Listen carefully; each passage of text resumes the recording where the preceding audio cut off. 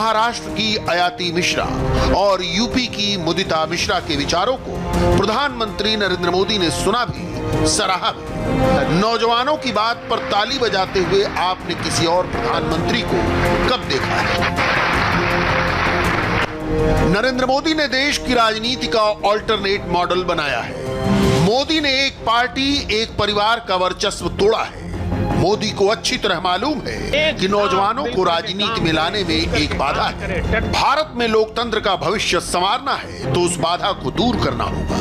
लेकिन साथियों, कुछ बदलाव अभी भी बाकी है और ये बदलाव देश के युवाओं को, आपको ही करने हैं। लोकतंत्र का एक सबसे बड़ा दुश्मन पनप रहा है और वो है राजनीतिक वंशवाद। राजनीतिक वंशवाद देश के सामने ऐसी ही चुनौती है जिसे जड़ से उखाड़ना है। ये बात सही है कि अब केवल सरनेम के सहारे चुनाव जीतने वालों के दिन लदने लगे हैं, लेकिन राजनीति में वंशवाद का ये रोग अभी पूरी तरह समाप्त नहीं हुआ है। राजनीतिक वंशवाद, प्रधानमंत्री ने जो मुद्दा छेड़ा है, चलिए उसका टेस्ट करते हैं। मोदी जिस वंशवाद को लोकतंत्र का सबसे बड़ा दुश्मन बताते हैं, उसकी जड़ें आखिर कितनी गहरी हैं? वंशवाद की वंशबेल क्या कश्मीर से कन्याकुमारी तक फैली है? चलिए शुरुआत देश की सबसे पुरानी पार्टी कांग्रेस से करते हैं। सोनिया गांधी, राहुल गांधी, प्रियंका गांधी। कांग्रेस का नाम लेते ही जहन में ये तीन चेहरे उभरते हैं। कांग्रेस के किसी पोस्टर को देख लें तो उस पर जवाहरलाल नेहरू, इंदिरा गांधी और राजीव गांधी की तस्वीरें दिखती हैं। प्रधानमंत्री जिस राजनीतिक वंशवाद का जिक्र करते हैं, कांग्रेस में वो फिट है। जवाहरलाल नेहरू से इंदिरा गांधी, इंदिरा गांधी से राजीव गांधी, राजीव गांधी से सोनिया गांधी, सोनिया गांधी से राहुल गांधी और राहुल के इस्तीफे के बाद फिर से सोनिया गांधी। आजादी के बाद पिछले 72 साल में कांग्रेस की राजनीति सिर्फ एक परिवार के इर्द गिर्द घूमती रही। सोनिया गांधी के बाद फिर से राहुल गांधी को अध्यक्ष बनाने की तैयारियां चल रही हैं। कांग्रेस इस मामले में अकेली नहीं है। कश्मीर में शेख अब्दुल्ला के बाद उनके बेटे फारूक अब्दुल्ला ने नेशनल कॉन्फ्रेंस की कमान संभाली। फिर उमर अब्दुल्ला सीन में आ गए। कश्मीर के दूसरे राजनीतिक वंश यानी मुफ्ती परिवार में भी यही हाल है। मुफ्ती मोहम्मद सईद के बाद महबूबा मुफ्ती राजनीतिक वंशबेल को आगे बढ़ा रही है। कन्याकुमारी वाले राज्य तमिलनाडु को देखें तो करुणानिधि के बाद स्टालिन राज्य की सत्ता पर दावा ठोक रहे हैं। महाराष्ट्र में बाल ठाकरे की विरासत और पार्टी पर उद्धव ठाकरे और आदित्य ठाकरे का कब्जा है। उद्धव ठाकरे सीएम हैं तो आदित्य ठाकरे अपने पिता की कैबिनेट में मिनिस्टर हैं। उत्तर प्रदेश में मुलायम सिंह यादव के बाद उनके बेटे अखिलेश यादव सीएम बने। पार्टी पर कब्जे की लड़ाई जैसे चली, उसकी कोई दूसरी मिसाल ही नहीं। बहुजन समाज पार्टी की सुप्रीमो मायावती पर आरोप लगते हैं कि वो अपने भतीजे को आगे बढ़ा रही हैं। भाईपो यानी भाई के बेटे को आगे बढ़ाने में पश्चिम बंगाल की सीएम ममता बनर्जी भी शामिल हैं। तृणमूल कांग्रेस में बगावत होने की मूल वजह यही है। बिहार में लालू प्रसाद यादव ने अपने बेटों तेजस्वी और तेज प्रताप यादव के हाथ में पार्टी सौंप दी। झारखंड में शिबू सोरेन ने अपने बेटे हेमंत सोरेन को सीएम बनवाया। आंध्र प्रदेश के सीएम जगन मोहन रेड्डी के पिता वाईएसआर रेड्डी जब मुख्यमंत्री थे, तभी उन्होंने जगन को आगे बढ़ाना शुरू कर दिया। और तेलंगाना के सीएम के चंद्रशेखर राव ने अपने बेटे के टी रामाराव को पार्टी का वर्किंग प्रेसिडेंट बनाकर डी फैक्टो नंबर 2 बना रखा है। अलग अलग राज्यों में अपना अपना राजनीतिक वंशवाद बढ़ा रहे यही नेता नरेंद्र मोदी से चुनावी मुकाबला करने आते हैं, हारते हैं, फिर एकजुट होते हैं, फिर लड़ने आते हैं और फिर हारते हैं। 2014 से देश में यही सिलसिला चल रहा है। फिर भी प्रधानमंत्री के मन में एक टीस है। अभी भी ऐसे लोग हैं जिनका विचार, जिनका आचार, जिनका लक्ष्य सब कुछ अपने परिवार की राजनीति और राजनीति में अपने परिवार को बचाने का ही है।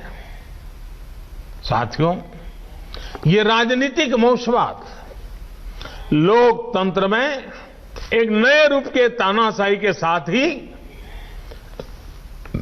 देश पर अक्षमता का बोझ भी बढ़ा देता है। राजनीतिक वंशवाद नेशन फर्स्ट के बजाय सिर्फ मैं और मेरा परिवार, इसी भावना को मजबूत करता है। ये भारत में राजनीतिक और सामाजिक करप्शन का भी एक बहुत बड़ा कारण है। प्रधानमंत्री ने यूथ पार्लियामेंट से यूथ वोट का एक्सपेरिमेंट किया। प्रधानमंत्री को सुनने के लिए जो नौजवान यहां बैठे हैं वो 2014 में 18 साल से ज्यादा के होंगे। वो वोट भी डालेंगे और देश का फैसला भी करेंगे। प्रधानमंत्री की शुद्ध पॉलिटिक्स में दूरदर्शिता है। नरेंद्र मोदी ने नाम लिए बगैर बता दिया कि देश में एक ही पार्टी है जहां वंश नहीं चलता। देश में एक ही पार्टी है जहां खानदान के आधार पर रेवड़ियां नहीं बांटी जाती। प्रधानमंत्री ने नौजवानों को राजनीति में आने का ओपन ऑफर यूं ही नहीं दिया। राजनीति में बदलाव की नींव वो तैयार कर चुके हैं। पीएम चाहते हैं कि नौजवान आए और उस नींव पर बुलंद भारत की बुलंद इमारत का निर्माण करें। साथियों, पहले देश में ये धारणा बन गई थी कि अगर कोई युवक राजनीति की तरफ रुख करता था तो घर वाले कहते थे कि अब बच्चा बिगड़ रहा है, क्योंकि राजनीति का मतलब ही बन गया था झगड़ा, फसाद, लूट, खसोट, भ्रष्टाचार, न जाने क्या क्या लेबल लग गए थे। लोग कहते थे कि सब कुछ बदल सकता है लेकिन सियासत नहीं बदल सकती। लेकिन आज आप देखिए, आज देश की जनता, देश के नागरिक इतने जागरूक हुए हैं कि राजनीति में वो ईमानदार लोगों के साथ खड़े होते हैं, ईमानदार लोगों को मौका देते हैं। देश की सामान्य जनता ईमानदार, समर्पित, सेवाभावी राजनीति में आए हुए लोगों के साथ डट करके खड़ी रहती है। नरेंद्र मोदी से लड़ने के बहाने खोजने वाले नेता प्रधानमंत्री के काम की गलतियां ढूंढने में महीनों लगा देते हैं। मोदी के काम में वो कोई नुक्स नहीं निकाल पाते तो झूठा प्रचार करके बदनाम करते हैं। मोदी से लड़ना उनके लिए मुमकिन नहीं, क्योंकि प्रधानमंत्री बहुत आगे की पिच पर बैटिंग कर रहे हैं। प्रधानमंत्री ने देश के यूथ को 2047 तक का टारगेट दिया है। मोदी चाहते हैं कि 2047 में नए तरीके का लीडर भारत का प्रधानमंत्री बने। अब से जो समय शुरू हो रहा है अपना, वो आपके जीवन का स्वर्णिम काल है, उत्तम काल है, और वही कालखंड भारत को भी आजादी के 100 साल की तरफ ले जा रहा है। मतलब आपके विकास की ऊंचाइयां, आजादी के 100 साल की सिद्धियां दोनों कदम से कदम मिलाकर के चल रही है। मतलब आपकी जिंदगी के आने वाले 25-26 साल, देश के आने वाले 25-26 साल के बीच बहुत बड़ा तालमेल है, बहुत बड़ी अहमियत है। यूथ प्रधानमंत्री की पॉलिटिकल साइंस का वो चैप्टर है जिसके पन्ने मोदी के विरोधी कभी पलट कर नहीं देखते। नरेंद्र मोदी को इस चैप्टर के क्वेश्चन भी मालूम है और सारे आंसर भी पता है। मोदी के विरोधी वोट बैंक की तलाश में किसान कर रहे हैं। इसी बीच मोदी ने देश के सबसे बड़े वोट बैंक यानी यूथ को अपने पाले में कर लिया।